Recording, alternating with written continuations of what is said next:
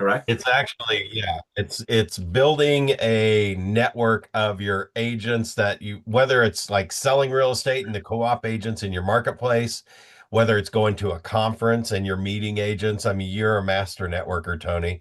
And it's like being on purpose to get those people in your database on a follow-up plan so that you can start capturing the referral business that's coming in, all that stuff.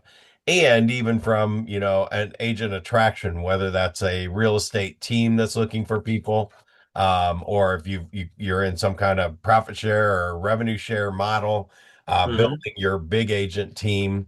Because this is like the huge piece that if you can bring value to a real estate agent and help them with their business when over 75% of them have not sold a house in the last 12 months. And Hmm. well, just like anything, no matter where or what brokerage an agent is at, it's like, what is your broker or the person that you're partnered up with doing to help you grow your business? And so many times people come in to something and they're given all these promises. I've had agents that I've interviewed to join my team, and I tell them, listen, here's the thing. We're going to work on your list, master list. We're going to build, I've got the system to plug it in to turn that into a ton of business so that you're not relying on me giving you leads to survive. Because even as a real estate agent with a team, I am relying on my brokerage or wherever I'm holding my license to be there when I build this business to get my business back out of it, right? So every agent we meet everywhere along the line, if we're bringing value back to them through a follow-up system in the database and we capture them just like everybody else, there's so many opportunities, it's unlimited. Um, so I was going to start with just like local agents. First off, the agents I meet every single day when I go show somebody's listing, but my buyer doesn't buy their house, but I showed it, right?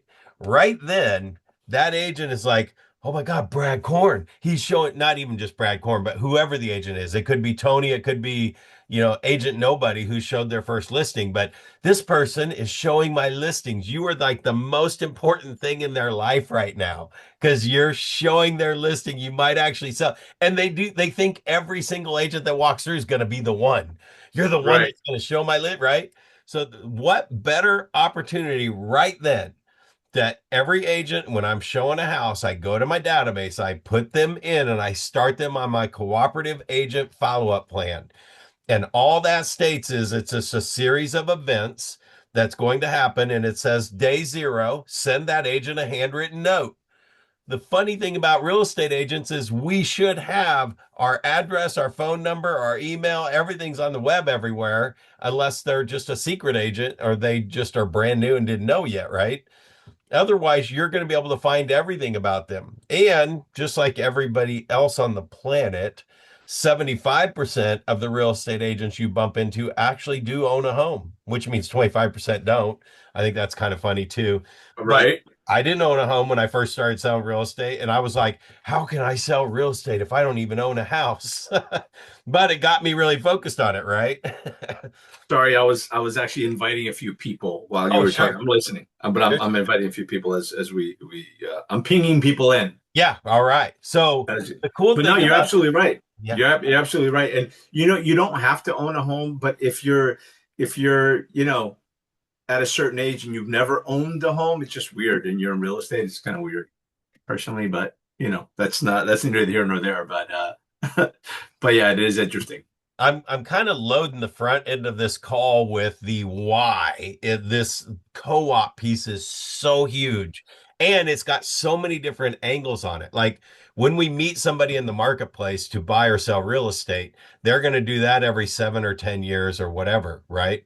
When we Right. meet a real estate agent in the marketplace, we are going to show properties and honestly, because I track this and because I put agents in my database when I meet them and when I'm showing their properties and doing all that stuff, it's interesting how we don't really cross paths with a lot of the same agents over and over and over again. We actually do, if you're involved locally with your board or you do some of your state meetings, or you get involved at the national level, or any of that kind of stuff, or you belong to some real estate organizations, you'll have some more agents that you see every once in a while. But honestly, what I figured out by doing this, the top agents, so let's just, you know this, Tony, 5% of the agents do 95% of the business, or 20% of the agents do 80% of the business. So wouldn't you think that if you're selling 100 properties a year, that I would bump into those, the 5% or 20%, like a lot? We'd You be would think so. competing for listings. I'd be showing their listings. They'd be showing my list. We'd be like saying hi like 20, 30 times a year. No, it's weird. It's so weird. And that's where the market comes fillable. Like there is enough real estate to go around for so many agents that I never cross paths with these top agents that I call my friends because I see them at the, awards events and the board events, and we drink together and have fun at social like real estate events, right?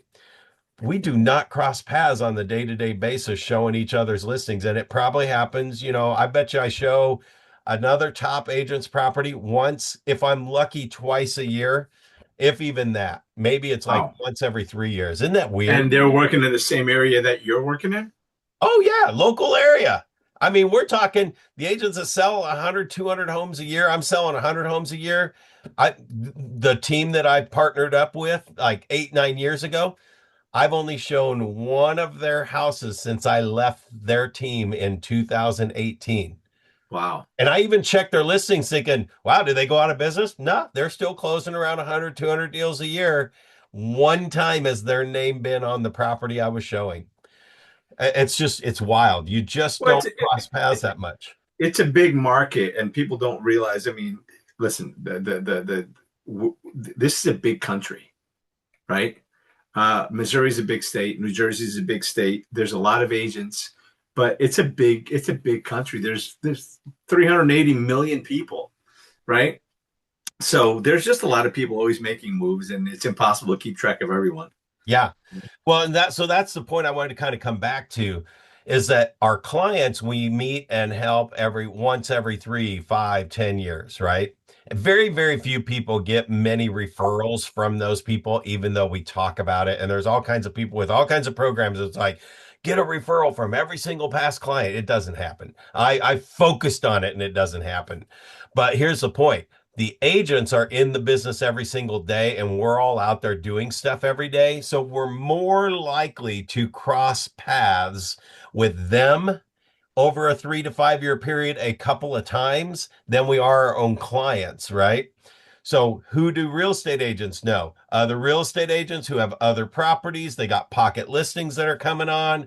You get into a market where there's multiple offer situations and you've got a relationship with the agents locally because you're not keeping that relationship top of mind with a local agent when you co-op with them once or you saw them, you served with them on a leadership board or any of that kind of stuff, or went to a all day, 3 day conference at your company, even the agents inside your company, they're not waking up every day thinking about you. They're a real estate agent. They're going to business. However, when you stay in touch with people and you create a connection with those people going, man, cooperative opportunities, that's what real estate is. That's like what works is the cooperative. It's called co-op. We pay a co-op commission, right? A cooperative commission. And without the buyer side and the seller side, there is no commission. So you need both sides. So what happens is when you now start focusing on every real estate agent you come in contact with. Hey, I'm showing 3 houses today. I put those 3 agents in. I send them a handwritten note. Hey, thanks for getting the showing set up today. Hopefully that one works out and we get to cooperate together. I've seen your name around, whatever. You just put whatever you know about them.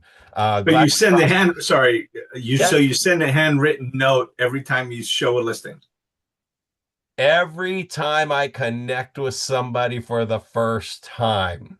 including realtors. Fascinating. including real every single person, because what it does is it takes me out of business card real estate. It's a connection with the human being part, right? Think about this. So you got a listing. I showed your listing. Showed your listing, provided feedback. Oh, there's the other thing. Provide the feedback. Leave your card in there. Do the professionalism piece that goes with the showing, right? Because how many times you got a new agent who gets a listing and they're like, "Hey, do you have feedback? You have feedback? You have feedback? You have feedback? Can you give feedback?" They're calling, they're emailing, and feedback, feedback. It's their first listing they've had in 6 months, right?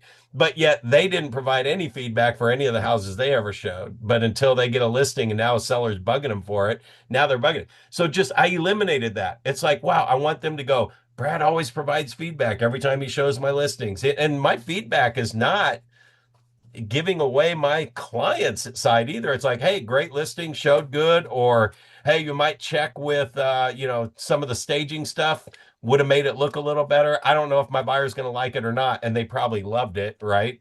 But I'm just giving feedback that I would give an agent to help them get the listing sold. So keeping your all that fiduciary stuff in there. But anyway, so you get that handwritten note from me 3 or 4 days after I showed your listing.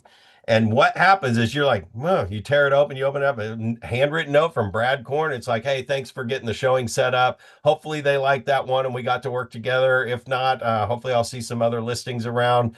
Um, Look forward to keeping in touch.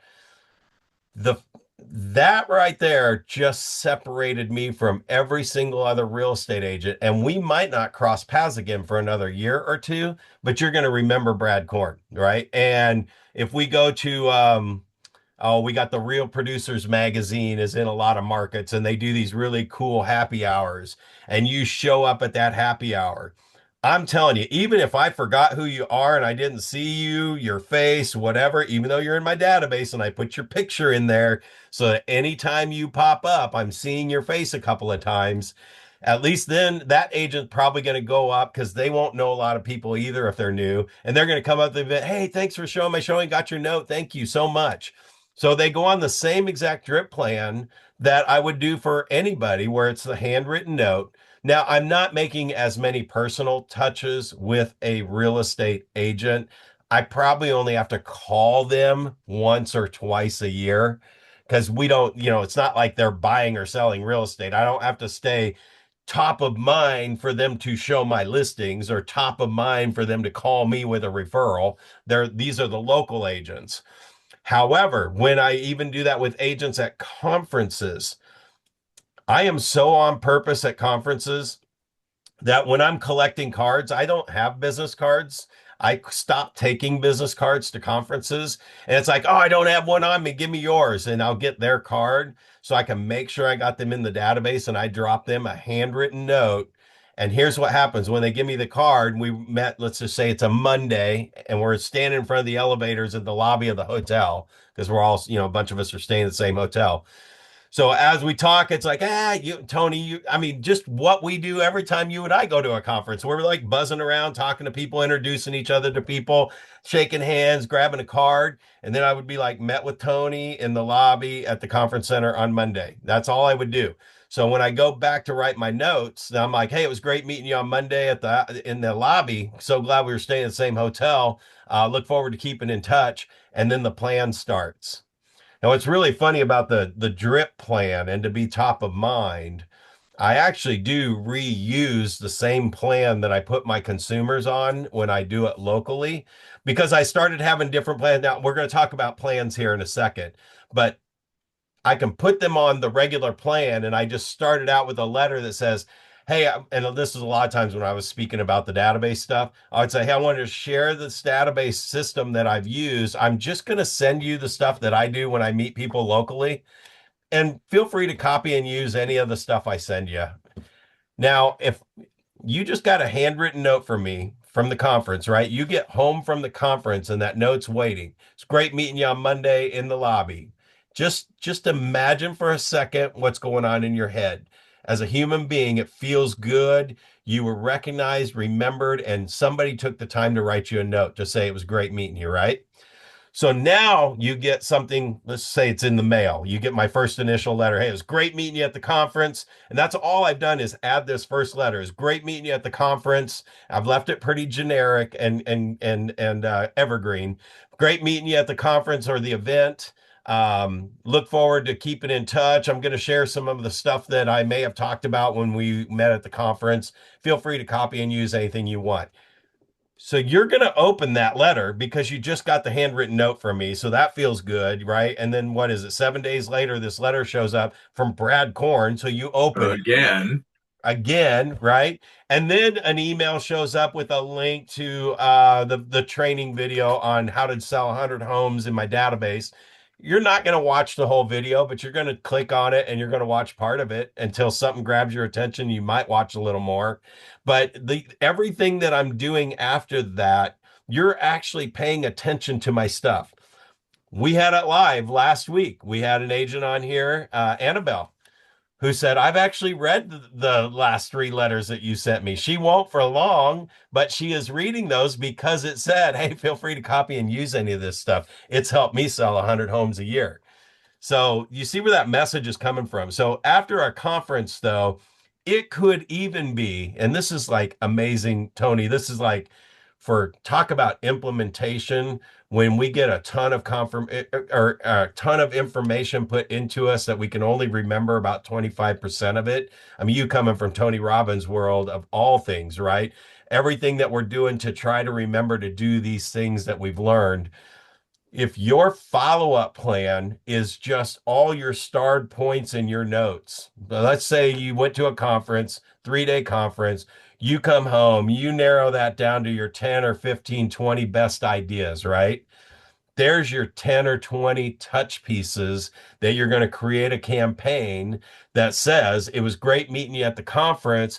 I wanted to share what I'm implementing and what my takeaways were over the, and it might be over the next 6 months, it'd probably be for a year. I would send them, I actually had a 52 ideas in 52 weeks plan where I would send agents ideas from my conferences that I've accumulated over the years, and it's not all the same thing. I'm not sending you 52 emails in 52 weeks, right? I'm sending you an email with a link to a really cool, powerful video that's like so powerful, you got to click on it. I'm sending you in the mail the life wheel that helped me balance out my life and figure out where my finances were out of whack and my personal time and I was feeling overwhelmed. Or maybe it's like a checklist where you kind of do something that you got from a conference.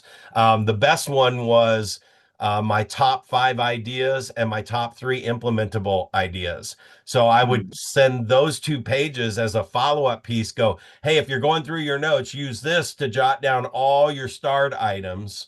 Once you get those done, you might have 3 or 4 or 5 pages. Go through those and get the 3 on here that you're going to implement. What date do you want to implement it by? How much is it going to cost you to do it? Who do I? So that piece went out and said, hey, use this. This is what I use to start getting things implemented after a conference. Again, when you get stuff like that, you're like, oh my gosh, this led to 2 to 3 referrals a month for as many years as I can remember of referrals from agents out of the area. Now, Tony, you know personally, like what I've worked on the last 6, 7 years, I turned my database over back in 18 and all the plans stopped and all the top of mind stuff stopped. And so did all the agent referrals because all their drip plans stopped. So I've spent the last 6, 7 years, once I figured out what happened and why my business was starting to drop for the first time after 20 years. It was because all my campaigns and follow-up plans had been stopped for 2 years. So I've ramped back through there, getting all my clients going. Since I have focused on now getting the agents back on my follow-up plan to reconnect with all my agent friends around the country, 2 referrals last week from agents out of the area and 2 totally different areas. One from Santa Cruz and the other one from Arizona. So, That's and it's awesome. just, and literally it's because those agents recently went on a drip plan and I reconnected and I'm back top of mind again. It's Oh, and insane. listen, and even on a local level, you're connecting with agents like that benefits you in a couple different ways. A, it's going to be easier. They're going to be more amenable to helping you with that listing appointment that's difficult, and they'll go out of your way, or they'll be more responsive, or hell, even if let's say that, for agent attraction, right? To have somebody join your team or join your organization or anything like that, because again, nobody gives a shit what you know, how much you know, until they know how much you care, so to speak. And when you're making those little touches and those connections, people remember that. Yeah. Well, and so here's another thing about local too, and I'll come back to what you said, but 80% of the agents get out of the business after 3 to 5 years. Oh yeah. I had heard that so much from when I first got into real estate. I was like, so I need to really be friends with real estate agents because when they get out because they didn't make it, one, I'll take over their database and that would be a great way to feed my business, right? Because back then I didn't have the database business yet. So Right. I have literally, I can actually tell you without a shadow of a doubt and trackable that it was probably 25 years ago, two people I paid over 15 to $20,000 in referral fees Wow. because I had merged their business in with, we had a good enough relationship that once they were leaving and they called me and said, "Hey, just so you know, I'm probably getting out," or one of them actually was going to get into real estate. He was a fireman and he called me because he's in my database and he's like, "Hey, you know everything about real estate. I'll do whatever you tell me to do." And he's a fireman, right? So he gets into real estate, gets his real estate license so he could be paid a referral fee. And then he said, "But I don't know if I'm going to do real estate." Dude, I sold 11 firemen houses that next year. 11. I paid him 20 grand. 20 grand for just having his real estate license and connecting me with the firemen. The other one was an agent that had been in business forever, and she was just kind of done. Her husband, they were set. They had everything set. I was like, well, Cheryl, don't let that database go to waste. I mean, I'll just roll in and just make it look like you're still selling real estate with all your people. And I sent her 20 grand in referrals, 15 grand, Hmm. something like that. So this is like real stuff that when you're communicating with people, there's a lot of different reasons. That's why I say that the real estate agent, adding them to your database and putting them on a follow-up plan offers you so many more opportunities than just another sale. Well, the Because quality of your life has a lot. The quality of your relationships have a lot to do with the quality of your life, and certainly in real estate, the quality of your relationships have everything to do with your success. So, again, this is certainly something that needs to be talked about. A lot of people don't think about it in that way, but a lot of relationships people, are no, but everything. I might be the only one, Tony. I might be the only one doing this. I don't know. I send text messages to the agents that show my listings, but I've never sent them a note Yeah. or put them on the drip campaign. Yeah. So I just got a call from agent last night. For the last 3 days, I've got kind of a wacko seller client. Can't email, can't text. I have to call, but she has no voicemail set up. So I have to wait for her to call me back. It's the most work I've had to put into a seller, but I also sold her house in like 2 days. So luckily it wasn't something that drug out. But Right. like this, all we're waiting on is an amendment to take one of the buyer's names off of the contract, and it closes in 6 days. We got to take one name off for the lender. And also, I negotiated doing a whole new electrical panel out of the resolution. So right now, I got this new resolution that just says have the house empty with no junk in it. And we got to take this buyer's name off. She can't handle the email, doesn't call me back for 48 hours. The seller or the other agent called me last night and I grabbed her call. I told her I've been working. She's like, my buyer's going to be start freaking out. I haven't even told him yet. And I was like, well, think about the documents that we're talking about. They're pretty minor. It's an amendment to remove the buyer's name is probably the most important thing, but the lender's probably moving forward with that. And the other one, it's in your buyer's benefit that it's not signed yet because what we have is the electrical panel, right? So I said, there's no reason to involve them. And she said, you know what? You and I have worked together. I've known you for a long time, and it's always a good deal. So I'm going to trust that you have got this. And I'm like, no, you really, really don't have to worry about it. I'm in contact with her. She will get them signed if I have to drive them to her. But it's that cooperative relationship. And I'll mention one other one when we were in multiple offer situations. And I've shared this story with you several times, Tony, that I had a veteran buyer.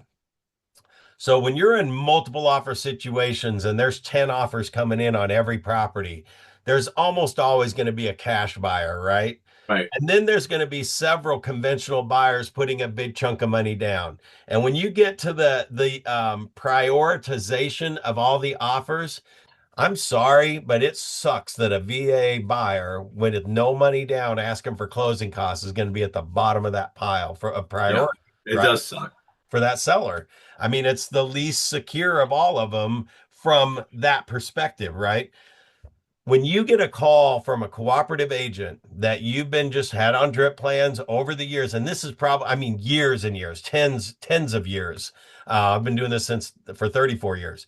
When you get a call from that agent that goes, "Hey, Brad, we've got multiple offers, like more than a few. Yours and one other one are pretty close, but the other one's conventional and yours is VA. Other than that, the terms are close enough, but I would rather work with you. And this is not an agent that I cooperated with in dozens of co-op deals, right? It's an agent I've known and seen at events and dropped notes and put on drip plans and shared my conference ideas just on my drip plan, right? And gets a call every once in a while. Or we see each other at an event.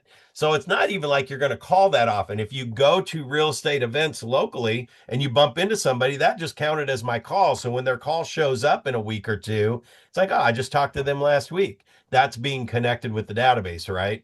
So anyway, but to get that call and go, think about this question for a second. Really, you got a VA buyer using their VA benefits, so they're getting in for zero down.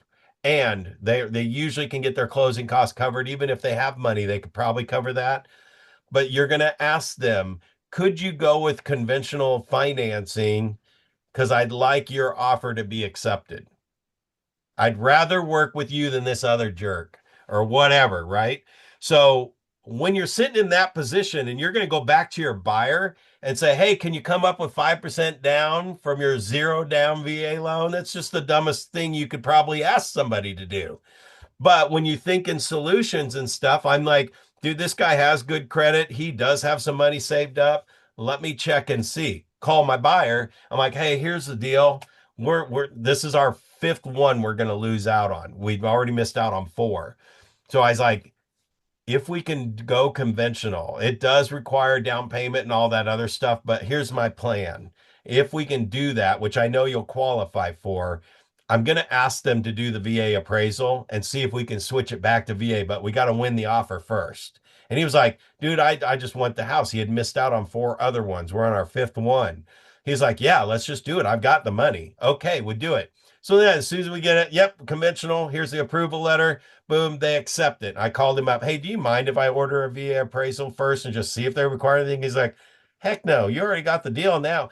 Now you probably wouldn't have that conversation with just anybody either. But he knew Brad Korn would be safe to go ahead. Yeah, go ahead if it goes through. And I called him back and said, hey, nothing came back on that VA. He's like, sweet. We just amended and switched it back to VA, and I got the guy the house. That Again, but there was that's relationships. That is the relationship revolution. yeah. And it wouldn't have happened the other way.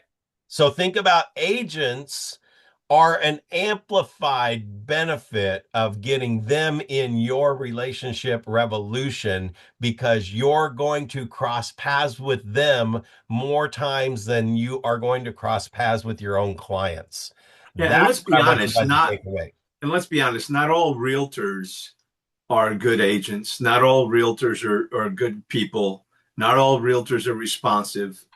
So staying in contact and connecting with people, it's good to have good relationships with everyone. Yeah. Again, quality of your relationships determine the quality of your business and your life. Yeah, so here's the now let's take it to the next level because this has happened to me. I kind of pulled some slides out here just to remind me to talk about some things. Um, but brokerage leads, less than 1 to 2% of the leads that most real estate agents are getting will turn into closed business. And I don't care where we are in the industry. Tony, you'll be able to add some insight to this too.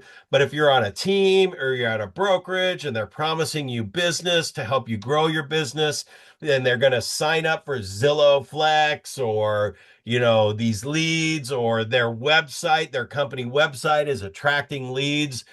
Everybody's promising leads. In fact, big teams are spending $10 and $20,000 a month or more to buy these leads to provide their value proposition to their agents. And then the agents are saying these are the crappiest freaking leads ever. They're ghosting me. They're not doing anything. They're not calling me back. They're not setting appointments. They're getting less than 1% to 2% converted. And everybody's like, just all these promises were made to me, and I'm giving you all the promises, but they all suck. And so this is the other benefit. When I'm not going to move or stay in a situation that is not helping me grow my business. I'm going to partner up with the people that are literally like helping me grow my business and helping me see another vision, see the next thing, hold me accountable to putting stuff in place to grow my business.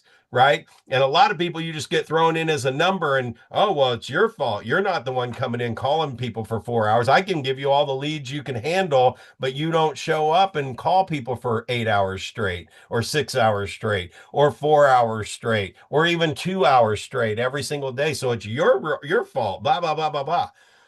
When I see an opportunity that helps my business grow and I go there, and this has happened for my last 3 stops. I have relationships with agents that say, "Hey, what would you do that for?" And it's like, dude, I was there and it wasn't happening anymore. Like I was on purpose to try not to leave.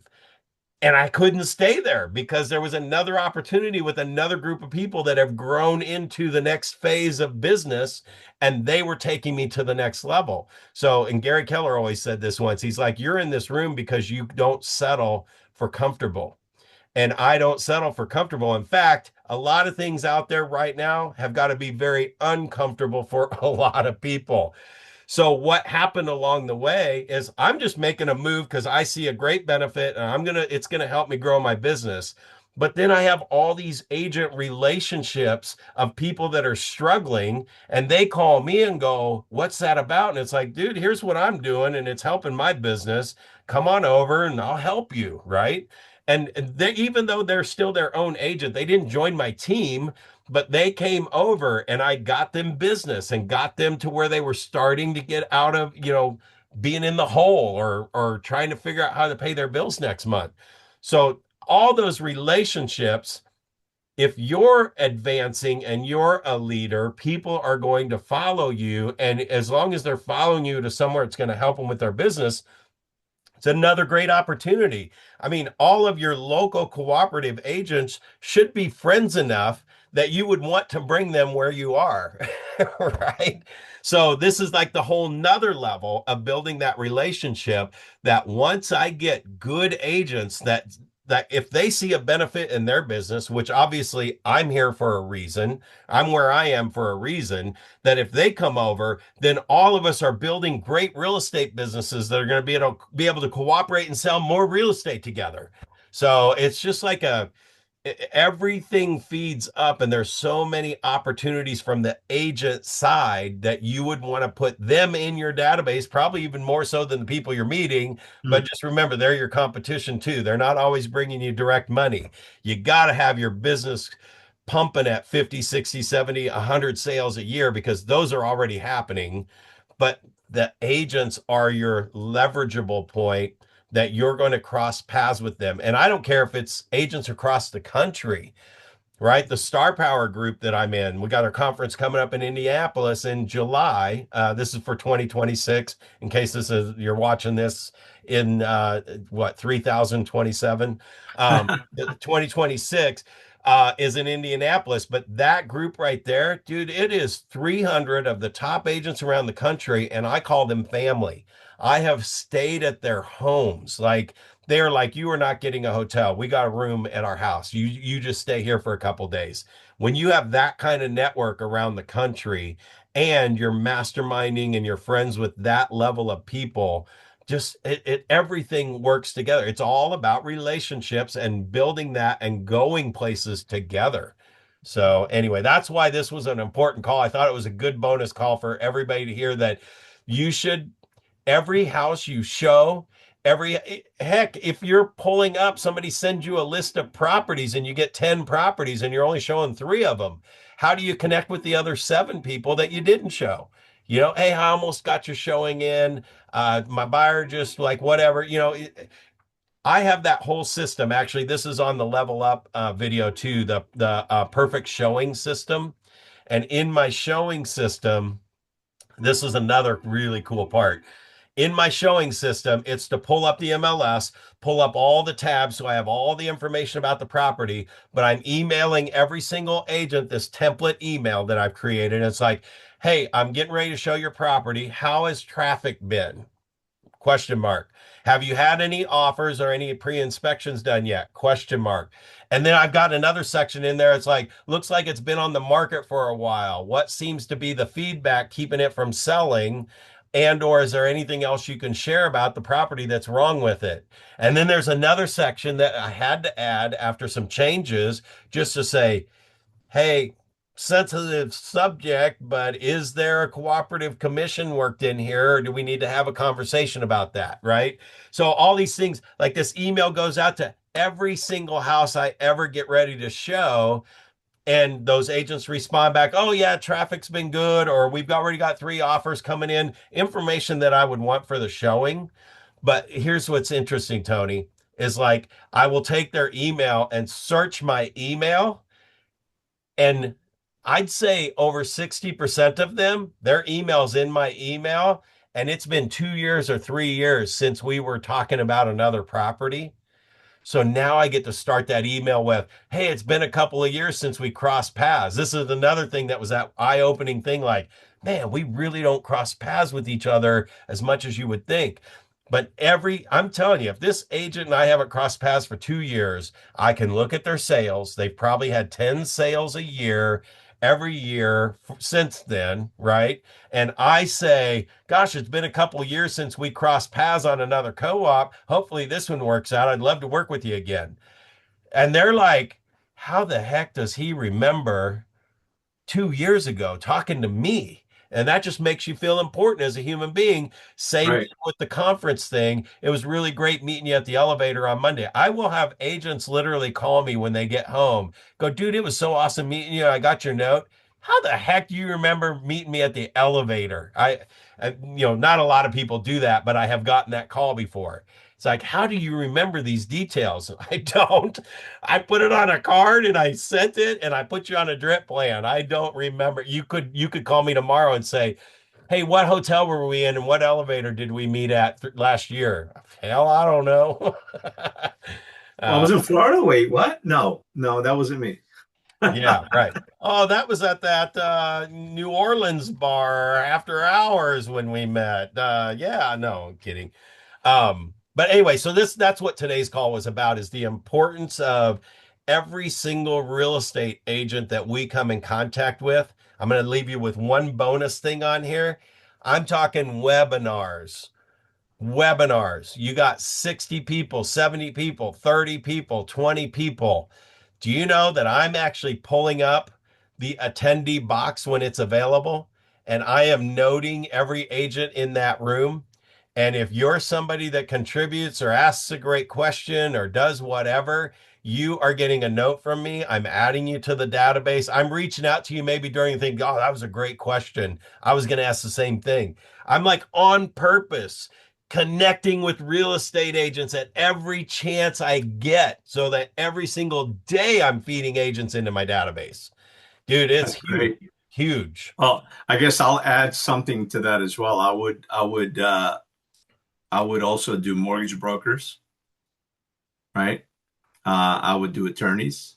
I would do accountants. Do the ancillary businesses and professionals that you're already dealing with anyway. Yeah, I actually had a slide in here that just showed all the different people. I figured you did. I'm Yeah. prompting you for it.